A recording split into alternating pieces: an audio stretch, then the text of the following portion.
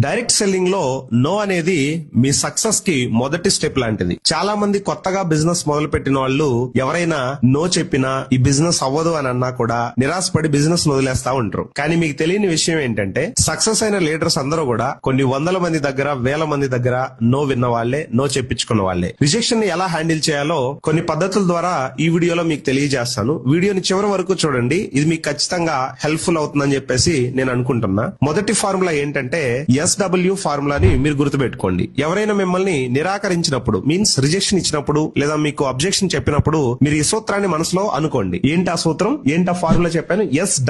SW అంటే someone will come, కొంతమంది ఖచ్చితంగా వస్తారు. సమ్ వాంట్ కమ్, కొంతమంది రారు. సో వాట్, అయితే ఏంటి? సమ్వన్ ఈజ్ వెయిటింగ్, నా కోసం ఎవరో ఒకరు ఎదురు చూస్తూ ఉంటారు. ఇలా ఈ 4 విషయాల్ని గుర్తుపెట్టుకోండి. SW ఫార్ములా ఏం చెప్తుందంటే కొంతమంది వస్తారు, కొంతమంది రారు. అయితే ఏంటి? మన కోసం ఇంకా ఎవరో కొంతమంది ఎదురు చూస్తా ఉంటారు. మీ పని కేవలం అవకాశం ఇవ్వడమే, ఎవరిని బలవంతం చేయటం కాదు. రెండోది, నో అంటే నెక్స్ట్ ఆపర్చునిటీ. ఒక వ్యక్తి వద్దు అన్నారంటే దాని అర్థం ఆయనకి ఆ బిజినెస్ ఇప్పుడు అవసరం లేదని లేదా అర్థం కాలేదని మాత్రమే. అది అతని యొక్క పర్సనల్ ఒపీనియన్. దాన్ని మీరు మీ పర్సనల్ ఫెయిల్యూర్ గా చూడకండి. అంటే నేను ఎవరికి చెప్తున్నా అందరూ నో చెప్తున్నారు అంటే నేను ఎవరికి ఇది చెప్పినా అందరూ ఇలానే చెప్తారేమో, ఇలా మీరు అనుకోకండి. మీ పర్సనల్ ఫెయిల్యూర్ గా మీరు తీసుకోకండి. ఉదాహరణకి సింపుల్ గా మాట్లాడాలంటే క్రికెట్ లో బ్యాట్స్మెన్ ప్రతి బాల్ కి 6 కొట్టలేడు, కానీ గ్రీజ్ లో నిలబడితే ఖచ్చితంగా అతను సెంచరీ కొట్టగలడు. మీరు కూడా బిజినెస్ లో నిలబడి పని చేసుకుంటూ వెళ్తే ఖచ్చితంగా మీరు కూడా సక్సెస్ఫుల్ అవుతారు. థర్డ్ పాయింట్ ఏంటంటే ఫీల్, ఫెల్ట్, ఫౌండ్ టెక్నిక్ ని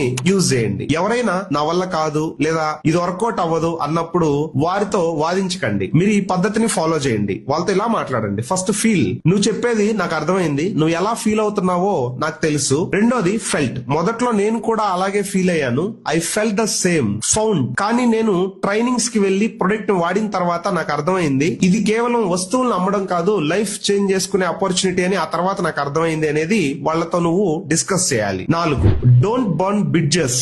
ఒకవేళ వాళ్ళు రానని మొండికేసినా గొడవ పడకండి. సరే ఫ్రెండ్, నీకు ఇప్పుడు ఇంట్రెస్ట్ లేకపోవచ్చు, కానీ భవిష్యత్తులో ఎప్పుడైనా నీకు ఎక్స్ట్రా ఇన్కమ్ సంపాదించాలనుకున్నా లేదా ఏదైనా ప్రొడక్ట్ కావాలనుకున్నా నన్ను అడగని చెప్పేసి నువ్వు నవ్వుతూ మీరు అతన్ని యాక్సెప్ట్ చేయాలి. రిజెక్షన్ ని తట్టుకోవడానికి మీరు కొన్ని చిట్కాలు ఖచ్చితంగా ఫాలో చేయండి.